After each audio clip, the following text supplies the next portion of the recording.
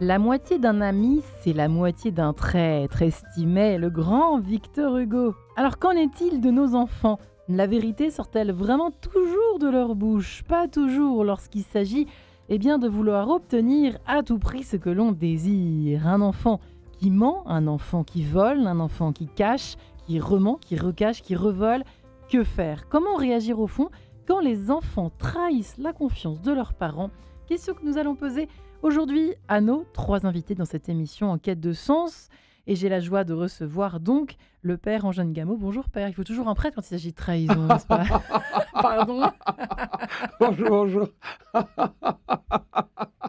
Quoi que dit comme ça, pourquoi pas, ça peut être intéressant. Vous regrettez pas d'être venu Ah non, pas du tout. cet après-midi dans cette Pas du tout, émission? pas du tout. Vous qui êtes vicaire à Notre-Dame de Vinceil, du côté de Créteil, ce beau diocèse. Nous sommes également en compagnie de Nathalie de Boisgrelier. Bonjour Nathalie. Bonjour à tous. On est ravis de vous retrouver en cette... Non, faut pas que je dise en cette rentrée de septembre, vous allez finir la rentrée. En ce mois de septembre. Allez, vous qui êtes coach, auteur, conférencière, fondatrice de OSE à deux, association qui a pour objectif d'accompagner donc les parents, les professionnels du monde de l'enfance. Il y a du boulot dans la construction et l'amélioration des relations avec les enfants. Votre ouvrage, Élever ses enfants sans élever la voix, qui est d'ailleurs sorti en poche, on peut le mentionner.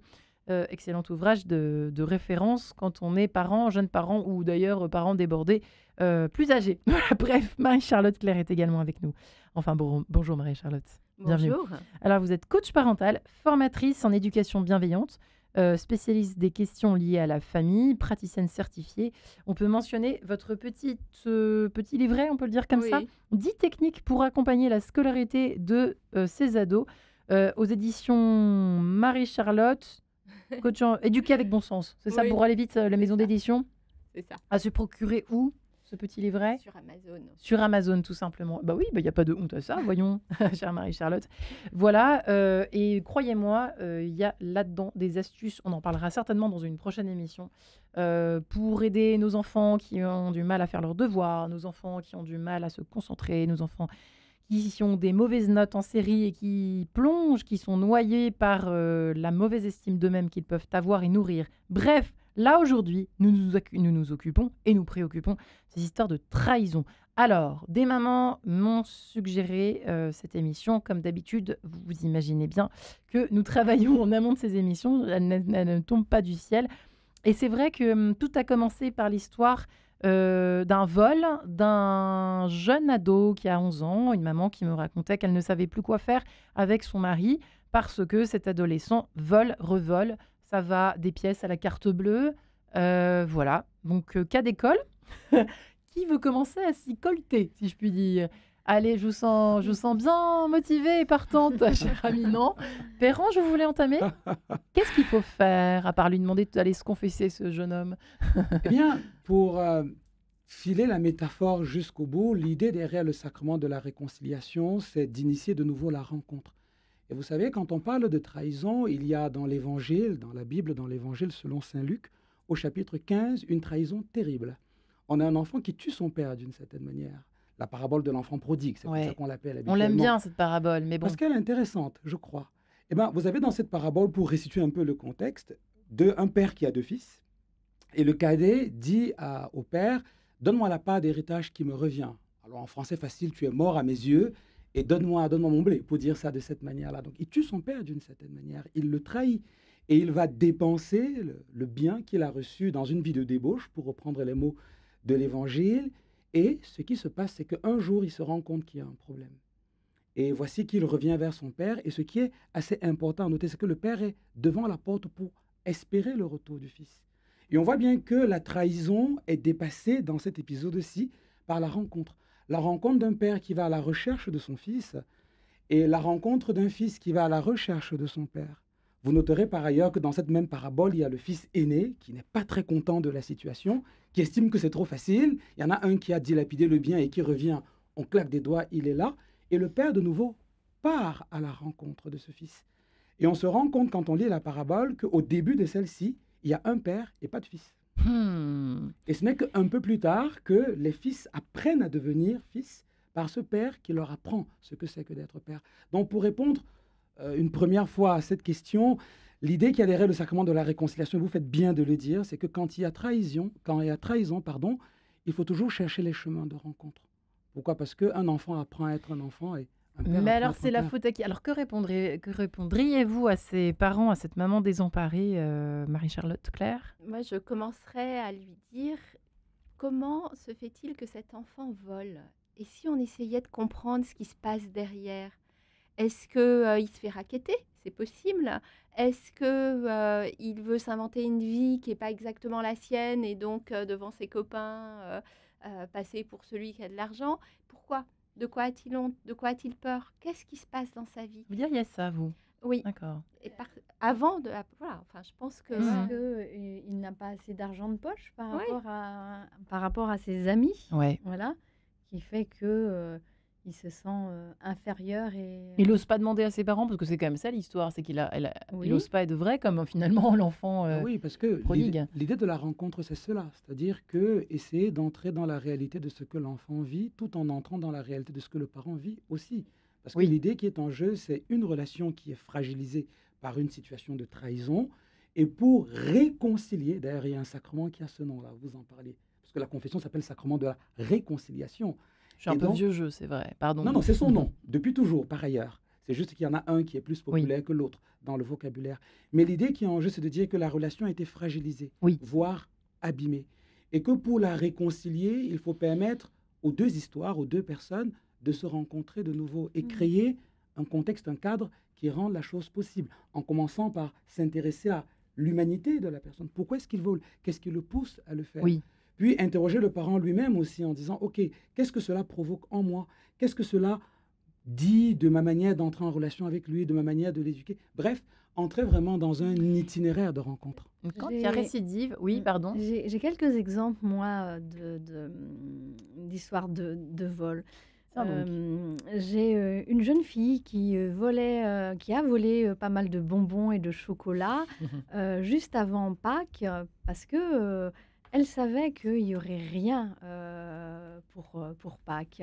Et elle a voulu faire plaisir, comment dirais-je, à sa famille. Et c'était un vol Voilà, c'est presque trop mignon. spontané. Non, non, mais voilà.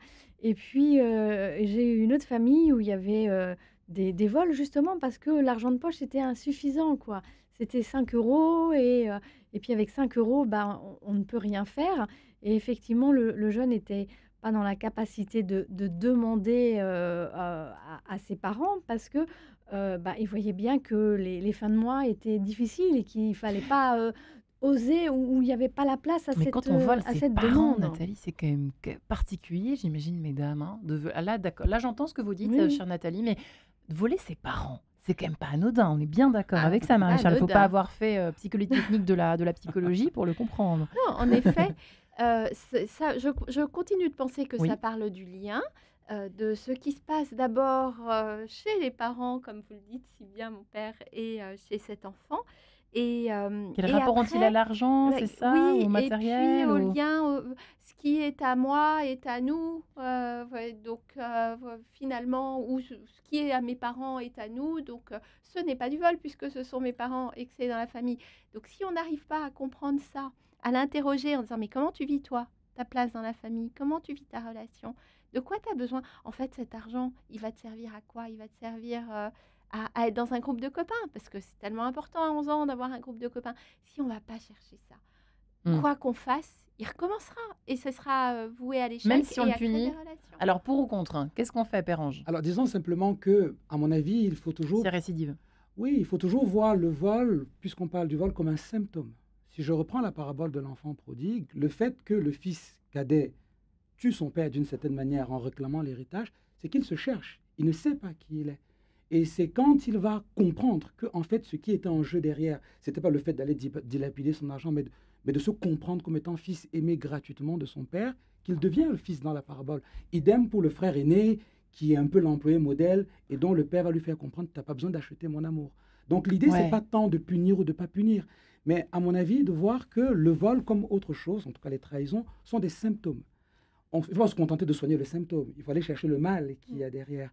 Et souvent, le mal qu'il y a derrière, c'est une relation qui est en train de se construire, qui se construit mal, ou une relation qui n'est pas construite du tout. Et donc, je crois que c'est intéressant de dépasser peut-être la question du vol. Et quand je dis dépasser, comprenons-nous bien, le vol, c'est grave. Voler ses parents, c'est pas une bonne chose. Mais plutôt de voir là-dedans un appel à l'aide, de voir là-dedans quelque chose qui dit la relation, elle est déjà abîmée. Et ce vol n'est que le symptôme de ça. Et se donner les moyens de s'asseoir pour essayer de vivre cette rencontre qui rend possible une réconciliation. Ouais. Vous êtes d'accord, Nathalie? Oui, tout à fait. Et moi, je ferai le lien justement sur le lien d'attachement dont on parle beaucoup dans la petite enfance. C'est vrai. Et qui, au fin de compte, ce lien d'attachement se vit tout le long de la vie et particulièrement à l'adolescence.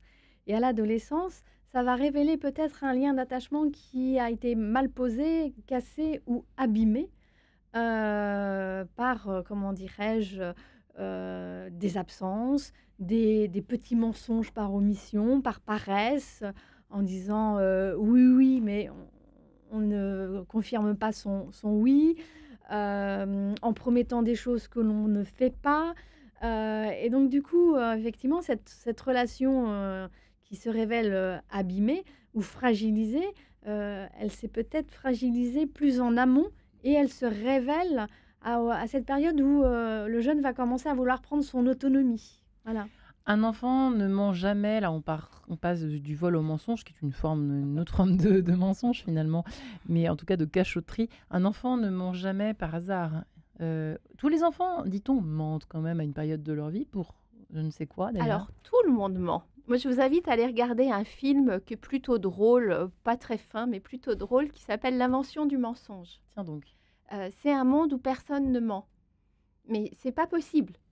C'est pas possible de ne pas mentir. Donc, je vais pas dire à un enfant, Oui, mais je vais pas j'entends. aller dire à un enfant, ah oui, non, ton enfant, ah non, il est très très moche. Voilà, et puis son prénom, ah non, c'est pas possible. Vous voyez, donc, on ment. Pourquoi on ment? On ment pour se protéger, on ment pour protéger la relation à l'autre. Voilà. Alors, évidemment, mentir sur des petites choses, c'est pas le même impact que de mentir sur du vol ou.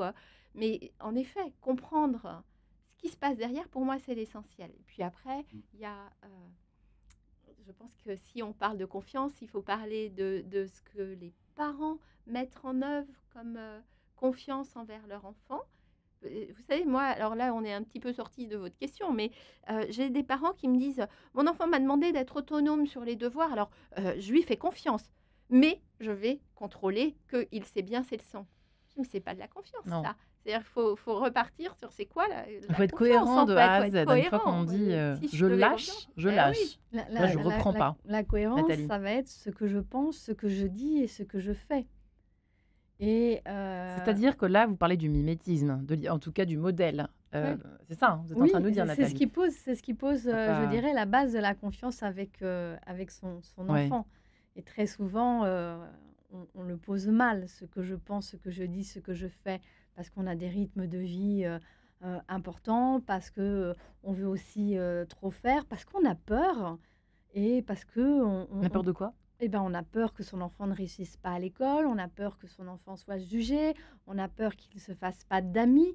Donc, on va avoir des attentes importantes que l'enfant va sentir et puis des fois, débordé par ces attentes, qu'elles soient scolaires, relationnelles ou même familiales, l'enfant va essayer de s'échapper en mentant.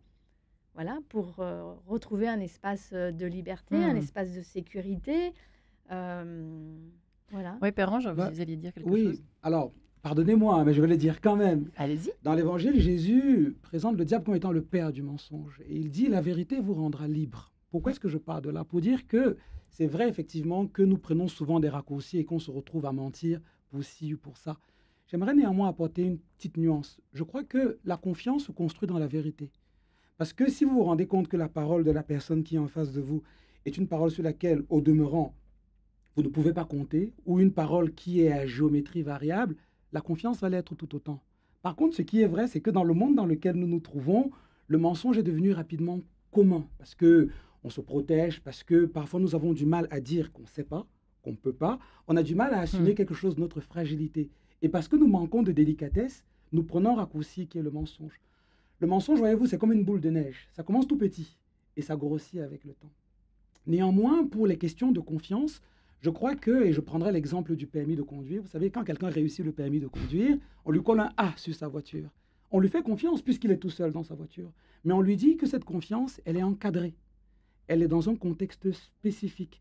Et parce que ce contexte spécifique a été défini à l'avance, la confiance peut être vécue sereinement.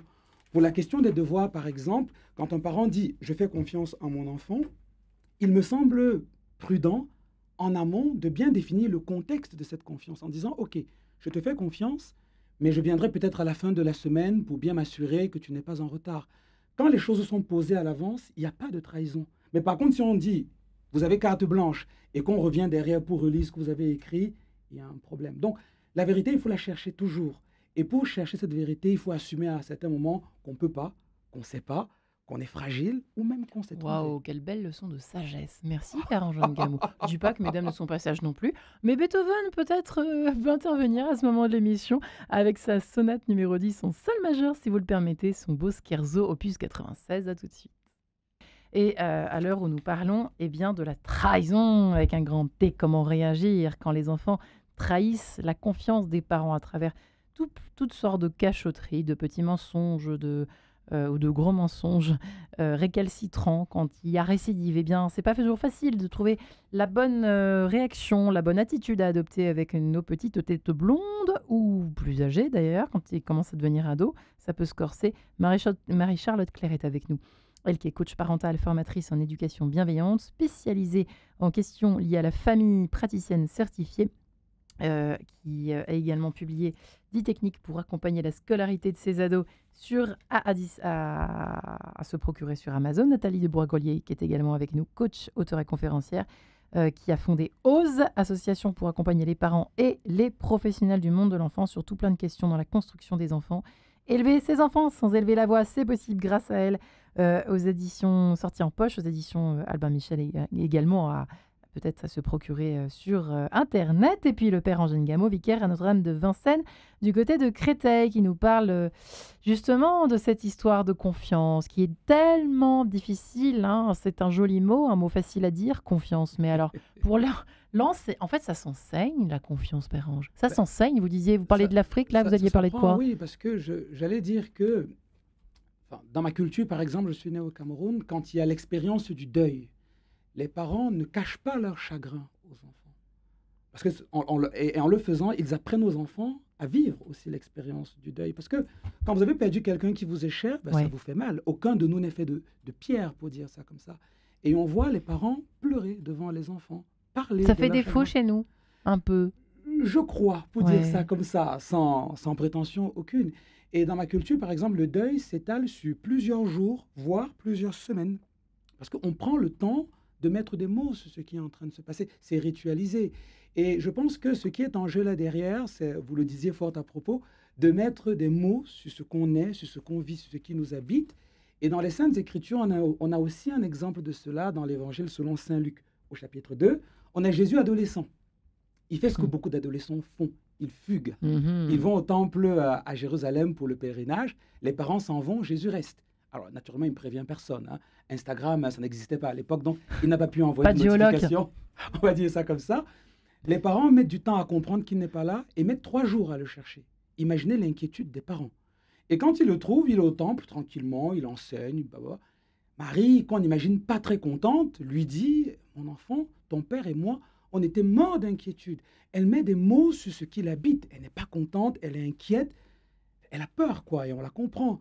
Jésus, il fait pareil, et il dit à sa mère, avec un ton d'adolescent, que tu aurais dû comprendre que ma place, c'est ici. Je dois être dans la maison de mon père.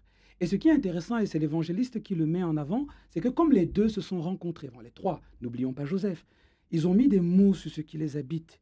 Ils se sont rencontrés, et ils rentrent en famille. On dit, Jésus grandit en âge et en sagesse, il retourne à Nazareth et l'heure était soumise. Et donc la moralité de l'histoire, c'est qu'il y a eu fluidité des liens. C'est ça, pour répondre à ce que disait, faire écho à ce que disait Marie-Charlotte tout à l'heure, c'est ça? Oui, il y a une histoire de communication, j'aime pas ce mot, parce qu'en famille, il y a eu communication. Il y a eu une rencontre. Il y a eu une rencontre dans laquelle on a mis des mots sur ce qui nous habitait.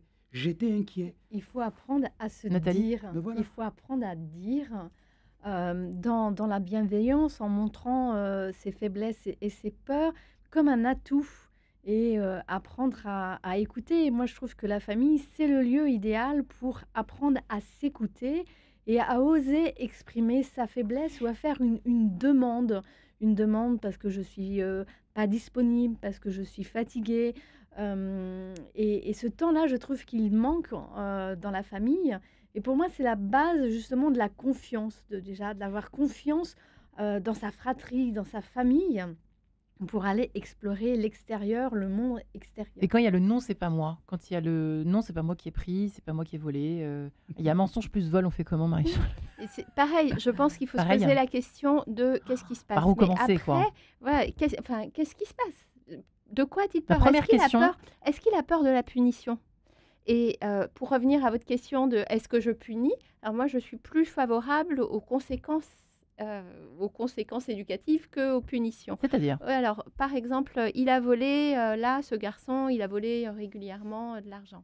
Ok, la première conséquence, c'est que ça a un impact sur notre relation. Moi, je suis très en colère parce que je perçois que tu as volé.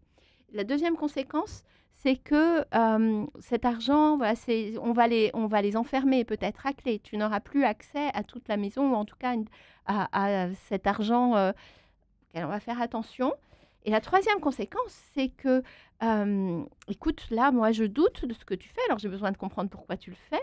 Mais qu'est-ce que toi, tu peux mettre en œuvre pour qu'on retrouve cette confiance sur laquelle... tout de suite aller sur la confiance. Ils comprennent.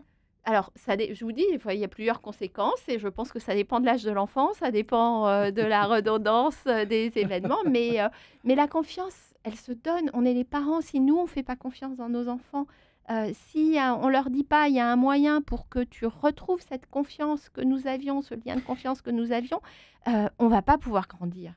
L'ADN on ne naît pas voleur-menteur. On est d'accord, Pas du Père tout, pas Angin, du on peut le tout. dire. Et ce que vous avez dit est très intéressant Ouais. parce que dans la liturgie de l'Église, on a un mot pour ça. Ça s'appelle la pénitence. Alors, c'est un mot que... C'est vrai que c'est pas la punition, la pénitence. Pas hein. du tout, pas du tout la pénitence. C'est La assumer pénitence, les c'est ça. conséquences de ses C'est-à-dire actes. qu'on assume les conséquences et dans les conséquences, on travaille à reconstruire la relation. Le mot pénitence, c'est ça. Et l'idée du sacrement de la C'est pas être réconciliation... maso comme disent les autres. Ben C'est non, pas pas du ça. tout. C'est de mal comprendre en fait. hein. Évidemment, vous savez, il y a des mots comme ça dans l'Église qui ont mauvaise réputation Absolument. parce qu'on leur a donné un sens qui n'est pas le leur.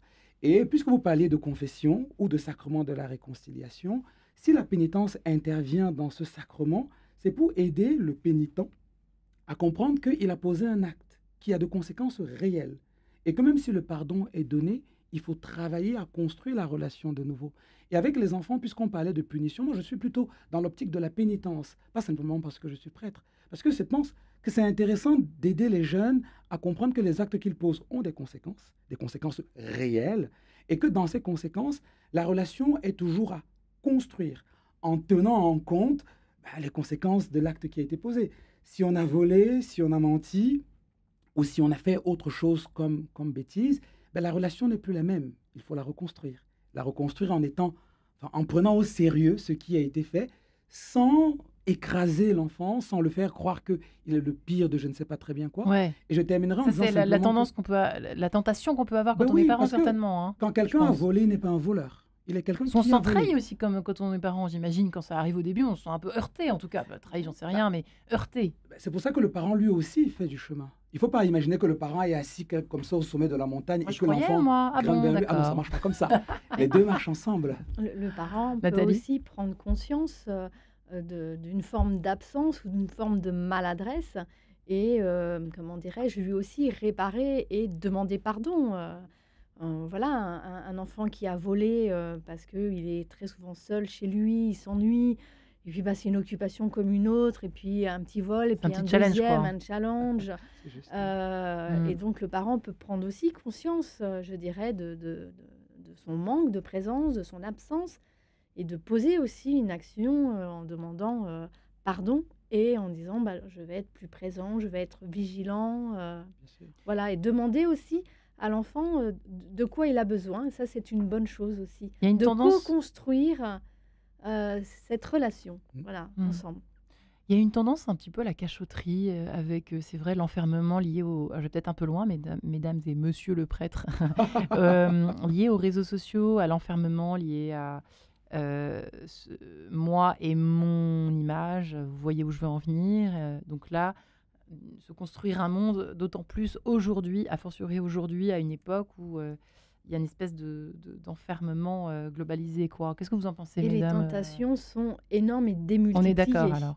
La Démultipliées, cachotterie, avec vous voyez des enjeux énormes qui vont même maintenant sur la chirurgie Ah esthétique. oui. Alors maintenant, c'est plus les seins qui sont à la mode, mais ce sont les fesses. Et les dents. Et les Voilà. dents. Parce Et que les dents. j'ai un ami qui vient de découvrir que sa fille est allée en Europe de l'Est, je ne dirais pas où. Elle s'est D'où fait Jésus. limer les dents et elle s'est fait poser sur toutes les dents, hein, les 32, hein, enfin, Plaisanter. des implants. Alors lui, il est médusé. Parce que, Quel âge 17 ans, si je ne dis pas de bêtises. Mm. Il est médusé, médusé. Et vous savez que, enfin, dans ma Avec foi, quel argent Qu'elle a volé, et ça peut-être. coûte cher. Surtout que c'est très dangereux. C'est pas remboursé par l'assurance ici, vous vous en doutez bien. Puis on ne connaît pas les complications que ça peut créer. Tout ça pour avoir un sourire Colgate, hein, pour le dire comme ça sur les réseaux. N'empêche qu'on c'est lié à notre sujet, hein. Ben oui, puisque la question de la confiance, elle est la même. Vous savez, quand on prend les Saintes Écritures, le livre de la Genèse au chapitre 3, où il y a la première trahison de l'histoire de l'humanité, Adam, Ève face à Dieu, le péché originel ou la chute originelle pour le dire, on voit bien que la question de la relation est centrale. Mais cet épisode nous rappelle aussi qu'on est tous marqués par ces choses. On est tous marqués par la blessure de la confiance qui a été donnée ou qui n'a pas été donnée. Et donc, du coup, le parent comme l'enfant, enfin, surtout le parent, puisque le parent est en situation d'éducateur, le parent doit toujours comprendre qu'il y a aussi à l'intérieur de son cœur cette blessure qui va le pousser à mentir par moment, qui va le pousser à trahir la confiance de l'enfant aussi. Et parce que nous portons tous cette blessure, c'est ensemble que nous faisons la route pour pouvoir grandir. Parce que la relation, ça s'apprend. Si on prend au sérieux, pour parler avec un vocabulaire chrétien, si on prend au sérieux la marque du péché qui nous touche tous, ça veut dire que même si aucun de nous n'est né menteur, on est tous nés pécheurs d'une certaine manière. On est tous nés blessés par ça. Et si on le prend au sérieux, ça veut dire qu'on doit se donner réellement les moyens de construire. Enfin, on ne naît pas parent, on le devient. On ne naît pas enfant, on le devient aussi, pour le dire. Vraiment, la relation, c'est important. Faire la route Vous ensemble. étiez menteur, vous, ou voleur? Vous avez volé un peu dans votre enfance ou pas? Vous étiez comment? J'espère que mes parents n'écoutent pas. Mais j'ai eu un épisode terrible quand j'étais ado. Je le reconnais, je le confesse. J'ai pas vraiment volé, mais mes parents m'avaient donné des sous à gérer. Et j'avoue que j'avais pris quelques petites pièces là-dedans pour aller manger des bonbons avec les copains. Et ils m'ont appelé après en disant « Fais-nous le compte de ta gestion ». Alors, je suis devenu blanc comme un linceul. Hein. Et c'est à ce moment-là que j'ai compris ce que je suis en train de vous dire. Parce que mes parents m'ont dit « Vois-tu, tu es un garçon, on va te confier la gestion de la maison, puisque mes frères aînés étaient partis de la maison et j'étais devenu le grand garçon de la maison. Et ils m'ont dit « On va te confier la maison. Tu as un petit frère, tu as 2 petites sœurs. On sera parfois absent. Et on devrait pouvoir partir en se disant « On peut compter sur toi. » Un peu comme dans le scoutisme, on dit sur ta parole, on doit pouvoir construire une cité, pour le dire de cette manière-là. Il dit, et là, si on ne te fait pas confiance dans ce petit détail, tu comprends qu'on serait inquiet pour des choses un peu plus grandes. Et j'ai compris ce jour-là que ce qui était vraiment en jeu, ce n'était pas tant la gestion, mais la qualité de la relation avec mes parents. Alors, Dieu merci, cela ne s'est plus reproduit, ils m'ont fait confiance, et je l'espère, ils ne l'ont jamais regretté. Papa, maman, si vous écoutez, confirmez mon propos, mais je pense que ça, c'est vraiment en jeu, parce que tout le monde peut se tromper. Et dans le sacrement de la réconciliation, dans la pénitence justement qui est donnée, c'est pour dire aux personnes, prenez au sérieux le fait que l'acte mauvais que vous avez posé a eu de réelles conséquences. Ces conséquences ne sont pas le tout de la relation, on peut toujours rebondir. Et l'idée de la pénitence, c'est de dire, voilà, on prend ça au sérieux, on s'en donne les moyens et on avance. Construire cette confiance, elle est très importante parce qu'à un moment donné, quand l'enfant va rentrer de plus en plus dans l'adolescence, il faut qu'il soit capable de vous appeler à 3 heures du matin ou à n'importe quel moment de la journée et dire « Maman, j'ai merdé, maman, j'ai des gros soucis ». Pour obtenir ça, waouh. Quoi. Voilà. Et c'est ça qui se joue dans la petite enfance et que ces petites accroches d'un mensonge, d'un vol d'argent, comment dirais-je, dans le portefeuille ou d'avoir... menti en disant je suis chez Pierre et puis je suis chez Isabelle. Mais j'ai envie de dire que ça, ce sont des expériences à vivre pour grandir et construire mutuellement cette confiance pour que quand il aura 15 ans, 16 ans, 19 ans, il puisse, sur un problème d'agression ou de harcèlement ou Être en vérité, tout simplement, avec ses voilà, parents. et Avoir de confiance en ses savoir, parents voilà, aussi, et de hein. savoir qu'il peut demander de l'aide et que quelle que soit la bêtise qu'il a fait, qu'il va être accueilli, et ça c'est un super cadeau que vous vous faites à votre enfant et que votre enfant vous fait à vous, et ça pour moi c'est tout l'or du monde. Dis-moi Euh, comment tu mens, je te dirais comment tes parents mentent. C'est un peu ça finalement aussi, Marie-Charlotte, vous êtes d'accord? Il faut Oui. montrer un peu l'exemple d'une certaine Mais il façon, faut hein. On est complètement d'accord, hein. montrer l'exemple. Si je comprends bien, vous Bon, on entendant peut les uns les pas, autres ce voilà, matin, on ce n'est soir. pas parfait, hein, voilà, nous ne sommes pas des saints, donc ça peut nous arriver aussi de nous tromper. Euh, je rebondis sur ce que dit Nathalie, que je rejoins complètement. N'oublions pas que l'adolescence, c'est un moment d'expérimentation. On vient tester, est-ce qu'il y a un cadre, est-ce qu'il y a des limites. On va aussi vivre ses premières fois, et que tout ça, ça nous construit. Et que bien sûr que voilà, je suis ado, je vais en effet raconter que je suis chez Pierre alors que je suis chez Isabelle parce qu'il faut On que je l'a tous teste. faite celle-là, hein, je Voilà, crois, hein. et en même temps, si mes parents le découvrent, comment vont-ils réagir? Eh oui. Et si ils sont capables de se dire, nos enfants, dans le plus grand souci que je pourrais avoir, je peux appeler mes parents, que ce soit un problème, voilà, j'ai pris de la drogue et je suis, enfin peu importe, j'ai trop bu alors que j'ai je sais trop que j'ai pas le bu, droit de voilà. boire. Ou sur les réseaux, je suis confrontée maintenant à quelqu'un qui me demande de lui envoyer des photos intimes ou Ouais. euh, Ça va oui, loin, mais hein. papa, maman, ils m'ont dit, De quoi pas y qu'il se aller. passe, ouais, mais aussi ils m'ont dit, Oui. quoi qu'il se passe dans ta Mm. vie, on est là. Mm. Et on fera face ensemble. Mm. Je pense que c'est ça qui compte. Et ça manque beaucoup, je trouve. Ouais. Ça manque beaucoup. Sur les réseaux sociaux, on va aller sur des interdits, et puis ça va. Mais je te l'avais dit, tu n'écoutes pas. L'événement, il est là maintenant. Comment on l'accueille et comment on le dépasse ensemble. Eh bien, tentative de réponse après frère Benjamin et sa même famille, figurez-vous, à tout de suite. Et ça s'apprend d'être parent de cette même famille. Merci frère Benjamin. Comment réagir quand les enfants trahissent la confiance des parents? Il y en a des choses à dire aujourd'hui. Marie-Charlotte Claire, coach parentale, formatrice en éducation bienveillante spécialisée justement des questions liées, toutes ces questions liées à la famille, praticienne certifiée Nathalie Debois-Grolier, coach, auteur, conférencière, qui a fondé OZE, O-Z-E, et son livre Élever ses enfants sans élever la voix en poche, Père Angeline Gameau, vicaire à Notre-Dame de Vincennes à Créteil, qui nous raconte un petit peu son enfance, le Père Ange, qui a volté une fois. Bon, enfin bon, c'était quand même pas méchant. Tout est dans l'art de le reconnaître et de rentrer en soi. C'est vrai que c'était intéressant ce que vous racontiez sur toujours cette page évangélique qui est la parabole, l'enfant prodigue, évidemment, qui nous sert beaucoup aujourd'hui. Vous parliez, j'ai presque envie de commencer par ce que vous évoquiez à l'instant, Marie-Charlotte Claire, autour de finalement l'enfant qui raconte tout, parce qu'on parlait d'être en vérité, qui raconte tout à ses parents, mais qui n'en change pas moins, enfin qui fait des bêtises tout le temps. Oui, en fait, j'ai eu comme ça accompagné une maman qui voulait une belle relation de confiance avec son fils. Alors, Donc, ça, il lui c'était réussi, disait, bravo. voilà, raconte-moi ce qui t'arrive. Et en fait, elle était dans une situation, c'était presque une double contrainte. Elle ne pouvait pas s'en sortir parce que le fils venait raconter des horreurs qu'il faisait.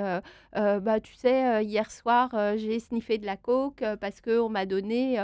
Et donc, elle se retrouvait à dire, en fait, il m'a fait confiance, il m'a raconté. Et je fais quoi? Et je suis très mal avec ça. Et en fait, là, la façon dont j'ai pu l'accompagner, ça a été, mais ça va pas. Soit votre fils, il fait des bêtises et il vous raconte pas, et il y aura des conséquences le jour où il sera pris.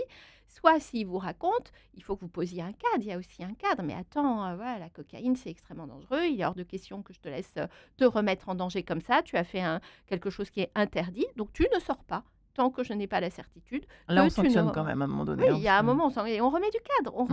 Il y a un cadre, on doit tous vivre dans un cadre, le cadre de la société.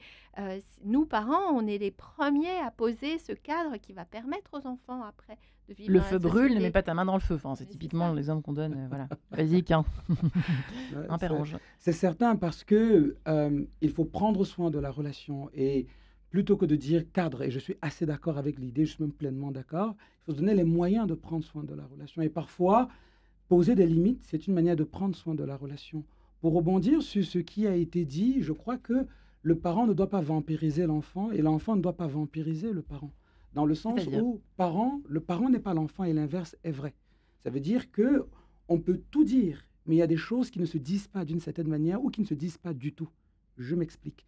Si je reprends le sacrement de la réconciliation, la confession dont on parle, quand une personne vient se confesser, le prêtre qui l'accueille ne demande pas un certain niveau de détail par rapport au péché qui est confessé.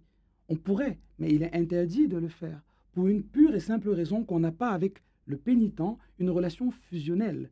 Vous êtes vous, je suis moi. Le parent est le parent, l'enfant est l'enfant.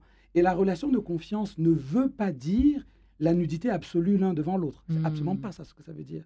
Mais ça veut dire qu'on sait mettre des mots sur ce qui se passe. On sait dire ce qui est en train de nous traverser. Et sur ce qui est dit, parce qu'il faut de la pudeur aussi, la pudeur rend capable d'écouter. Hein. Vous savez, les choses sont audibles parce qu'on y met la pudeur. Si vous ne mettez pas la pudeur, c'est un peu ce que vous disiez, à un moment, le parent n'est plus capable d'écouter. C'est trop pour lui. Et si le parent ne doit pas vampiriser l'enfant, et l'inverse aussi est vrai, ça veut dire que la relation de confiance, elle n'est pas une nudité absolue l'un devant l'autre. Il faut une certaine forme de chasteté, on peut le dire, hein, d'ailleurs. La chasteté, c'est exactement ça, c'est-à-dire la juste proximité. Et cette juste proximité fait que, dans l'exemple que vous avez donné, maman, j'ai fait des bêtises. Dans ma vie, c'est désordonné. Il y a des choses qui sont graves que je fais. Certaines choses sont à dire. Et il y a un niveau de détail qui n'est pas souhaitable de prendre. Parce qu'à un moment, ce n'est plus de la confiance, c'est du voyeurisme. Du voyeurisme, ouais. Et les réseaux sociaux, vous le voyez bien, encouragent souvent à cette fausse confiance, qui pour moi est dangereuse parce qu'elle est le germe d'une trahison future. Nathalie. J'apporterais une attention. On parle beaucoup des mamans, mais ce qui est important, c'est d'être deux et c'est d'être parents deux. Et quand il y a un vol, de la Oui. consommation d'alcool, enfin des choses un petit peu plus graves, il est important qu'il y ait le père et la mère, même s'ils sont physiquement séparés et qu'ils parlent d'un même ton. Et ça demande au préalable déjà de se questionner sur la relation qu'on a avec cet enfant, la confiance qu'on a, ce qu'on attend, et de se mettre en accord avec l'autre parent pour parler d'une même voix. Ça apporte de la sécurité aux jeunes. Parce que très souvent, on voit des mamans se débattent sur cette problématique de petits vols, voilà, d'avoir pris la mobilette le soir alors que je l'ai interdit. Et le père n'est pas là pour appuyer le cadre et le renforcer. Et ça apporte aussi énormément de confiance aux jeunes, et ce jeune a besoin. Et si ce cadre n'existe pas, il est pertinent peut-être d'aller chercher le parrain, la marraine, d'aller chercher peut-être un grand frère qui a peut-être 6 ans ou qui est déjà sorti, lui, du milieu familial, qui est peut-être marié, qui fait des études supérieures, de voir comment ce jeune, ça peut être aussi un prêtre, peut avoir une relation avec d'autres adultes de confiance qui peut prendre ce relais. Voilà. Il faut vraiment que je vous Ouais, engage au caté, là, parce que là... ah oui, mais ça, c'est... Mais voilà, moi, je voudrais aussi compléter ce que vous dites. Ouais. Parfois, on voit des mamans qui, justement, le fils ou la fille va dire « Non, mais tu le dis pas à papa. Bon, d'accord, c'est notre secret. » Mais c'est non, C'est juste, on entend ça. hein. oui, Ouais. C'est mauvais. c'est pas possible, c'est mauvais ça. Non, tu as fait quelque chose qui est grave et nous sommes ensemble pour t'éduquer. Ton père sera informé. Oui. Et ça rappelle aussi le fait que dans la relation, et d'ailleurs c'est ce que le mot église veut dire aussi, et c'est Saint Augustin qui le dit très clairement, il dit, quand un chrétien commet un péché, c'est tout le corps de l'église qui a péché avec lui. De la même manière que quand vous allez vous confesser, c'est toute l'église qui reçoit le pardon. Cette solidarité du corps que Saint Paul va développer dans son épître aux Corinthiens rappelle aussi que dans l'éducation, c'est important pour un enfant comme pour le parent de comprendre que tout ce qui se passe dans la relation engage toute la famille. C'est la raison pour laquelle je suis assez méfiant, Ouais. voire opposé à... C'est notre petit secret entre le papa et l'enfant ou la maman et l'enfant, parce que c'est pas bon.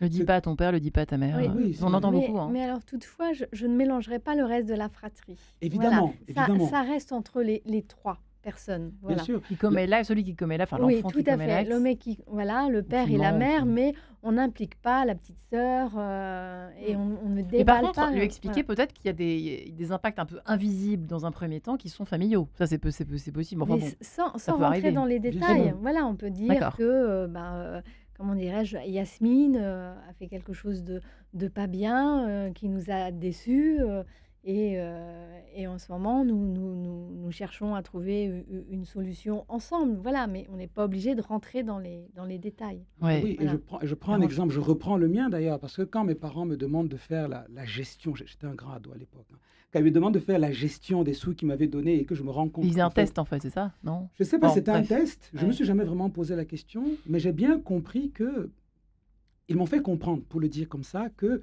ce qu'ils attendaient de moi avait des conséquences sur mes frères et sur mes sœurs. Mes frères et mes sœurs n'en ont jamais rien su jusqu'à aujourd'hui, parce que je l'ai dit à la radio. Ils n'en ont jamais rien Grillé. su. Mm. Donc je vais dans votre sens en disant Mm. qu'il faut toujours bien circonstancier, je ne sais pas si le verbe existe, ce qu'on dit et ce qu'on fait. Parce que ce qu'on fait, ça engage d'autres que nous. Mais cet autre que nous, il faut toujours bien le mettre dans le périmètre qui est le sien. Et dans le sacrement de la réconciliation, si le sacrement est célébré de manière personnelle, c'est aussi pour cela. Parce que les péchés que nous commettons, ils engagent tout le corps de l'Église. Mais la confession publique, elle ne se fait plus aujourd'hui. Pour cette raison-là, pour bien faire comprendre que, oui, ça touche l'ensemble du corps, mais cela va être accompagné dans la circonstance, dans le périmètre qui est approprié. faut dire ça Personnel, comme quoi. ça, voilà. Il ne faut Mm. pas rajouter de Non, il l'humiliation, faut pas. du rabaissement. Ça peut être peut-être la Voilà. tentation première hein, qu'on peut avoir quand on est tellement ahuri, quand on découvre que finalement un monde se cache derrière cet enfant qui a l'air, par exemple, tout gentil, tout mignon.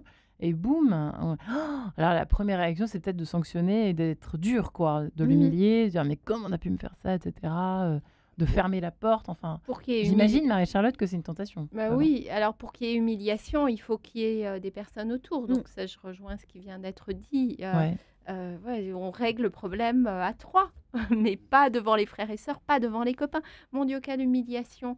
Un ado qui se fait engueuler par ses parents parce qu'il a volé ou parce qu'il n'a pas rangé sa chambre devant Ouais. ses copains. Comment voulez-vous que la relation de confiance se construise si on a été humilié devant ses amis? D'autant Mm. plus que personne ne grandit après avoir été humilié. Quand vous humiliez les gens, vous les écrasez. Ils ne grandissent pas. Ils sont meurtris dans leurs blessures. Et c'est pour cela que j'aime beaucoup dans la formule de l'absolution du sacrement de la réconciliation. On dit que Dieu vous donne le pardon et la paix. Pourquoi? Parce que, au demeurant, ce qui est en jeu dans la relation, c'est aussi cette paix qui va se dire, je peux parler de ça à mon père, je peux parler de ça à ma mère. À quel âge on apprend tout ça? À quel âge on peut apprendre à un enfant? À 2, 3, 4 ans, 5 ans, 6 ans, 7 ans, l'âge de raison, Nathalie? C'est Marie-Charlotte? c'est un Nathalie? parcours. Mm. C'est tout le long de ce parcours d'enfant qu'on apprend. En mettant en place, par exemple, le bâton de parole, Ouais. justement, pour apprendre à se dire dans la confiance, à apprendre à écouter l'autre, entre un enfant qui parle peu, un Il y a voleur les de problèmes des taiseux parole, parce aussi, qu'il y a hein. celui qui parle trop. Et donc, déjà, ça, c'est un premier. Parce que le euh, taiseux, c'est pas facile. Parfois, il s'enferme encore plus, Marie-Charlotte. C'est un fait de société, ça. Oui. Vous voyez, celui qui va tranquillement mentir et se cacher dans sa bulle jusqu'à ce qu'il y ait un parent qui s'en rende compte et qui agisse en conséquence, j'en sais rien. Mais c'est vrai que c'est pas forcément facile en fonction des tempéraments des enfants. Selon les tempéraments des enfants, c'est en effet pas simple. Je pense que c'est vraiment un choix voilà, qui s'accompagne toute la vie. Peu importe le tempéralement de son enfant, Donc, je commence à quel choisis âge? de te... Mais à la naissance. C'est-à-dire par quelle chose à la Mais, naissance? par exemple, À la naissance. mais enfin oui, moi je vois des secrets de famille qui sont tus. J'ai accompagné des enfants qui ne savaient pas qu'ils étaient adoptés.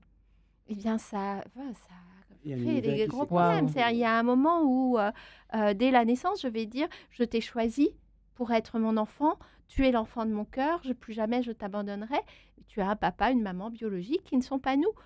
On peut déjà démarrer Avec comme ça, délicatesse, mais avec dire les choses. délicatesse, mais Ouais. dire les choses Hmm. tout petit. Donc, pour moi, voilà, ça se dit dès la naissance et jusqu'à très grand. Et si votre enfant est taiseux et ne parle pas, ça n'empêche qu'il sent. La vraie confiance, ça se sent. Puis je pense que, Ouais, pour aller Père dans votre sens, que un enfant s'exprime par plusieurs biais. Parfois, c'est par la parole, parfois, c'est par autre chose. Et vous savez, si la famille est la première cellule ecclésiale, l'église domestique, ça veut dire que c'est aussi dans ce lieu-là qu'on apprend à entrer en relation. Et les liturgies domestiques, quand on voit un peu les liturgies domestiques, on voit bien qu'elles se construisent là-dedans. Apprendre à chacun à prendre la place qui est la sienne, apprendre à écouter, apprendre à poser un geste, une parole sur ce qu'on est, sur ce qu'on vit. Le drame de notre société, peut-être, c'est que ces liturgies domestiques ont un peu disparu, parce qu'on délègue à peu près tout à monsieur le curé ou au papa ou au maman caté. Et dans l'établissement dans lequel je suis à Notre-Dame de la Providence, à Vincennes, quand on rencontre les parents, on leur dit cela. On leur dit, vous savez, c'est comme une course de relais. On fera notre part, c'est sûr, on est là pour ça. Mais il y a une part qui est la vôtre qu'on ne peut pas faire à votre place. Parce que si dans le cadre familial qui est le vôtre, dans cette cellule ecclésiale domestique, même si parfois les parents peuvent être séparés, mais ils restent parents par ailleurs, si dans ce cadre-là, vous n'entrez pas, entre guillemets, dans cette liturgie domestique dans laquelle on apprend à mettre des mots, parce que personne n'est né en sachant parler, on a tous appris. Personne n'est né taiseux, on a appris à l'être. Donc, entrez là-dedans pour apprendre à devenir celui qu'on est. Parce que quand on est, la naissance, on n'est pas encore celui qu'on doit être. Et on apprend. Et ça peut durer toute la vie, ça. Et ça demande d'éteindre les écrans ou Petit poser message personnel de un Nathalie. cadre pour justement laisser ce temps au partage, à l'échange, pour nourrir ce lien relationnel, ce lien d'attachement. Et malheureusement, je trouve que les écrans grignotent énormément de temps et du coup affaiblissent la qualité relationnelle dans les familles. Donc, je ne doute pas que les auditeurs de Radio Notre-Dame Et RCF. et RCS sont très attentifs à ça, mais quel cadeau de savoir gérer ces temps d'écran pour laisser ce temps relationnel, ce temps aux apprentissages, malgré des fois des petits vols ou des mensonges qui peuvent devenir des très belles expériences d'apprentissage. Ouais, il faut pas commun, quoi. dramatiser quand ça commence, ne pas se dire ça y est, j'ai enfanté un dealer. Il faut se dire non, on va voir le Père Ange, pour lui demander conseil. On va voir Marie-Charlotte Claire, on va voir Nathalie de Boisgrelier pour demander des conseils avisés pour à la fois rester toujours difficile, hein, toujours ce point d'équilibre entre le cadre, la confiance retrouvée au bout de quelques temps, j'imagine. Hein, il faut pas avoir peur de prendre un peu le temps, que ça se remette en route dans le bon sens, peut-être Marie-Charlotte pour Mais oui, terminer. en effet, il faut laisser du temps au temps. La confiance se rétablit petit à petit. Quand on a été très touché, très impacté comme parent par ce qui a été fait, je vais pouvoir expliquer à l'enfant, là je suis extrêmement déçue, j'ai très mal, laisse-moi du temps et qu'est-ce que toi tu peux faire? Et ben voilà. Oui. T'as bien trouvé. Qu'est-ce que tu peux faire? Merci Marie-Charlotte Claire, Nathalie de Boisgrelier, Père Angène Gameau. Eh bien merci. Merci pour ces Merci à sages vous. conseils. Bonne journée. Merci.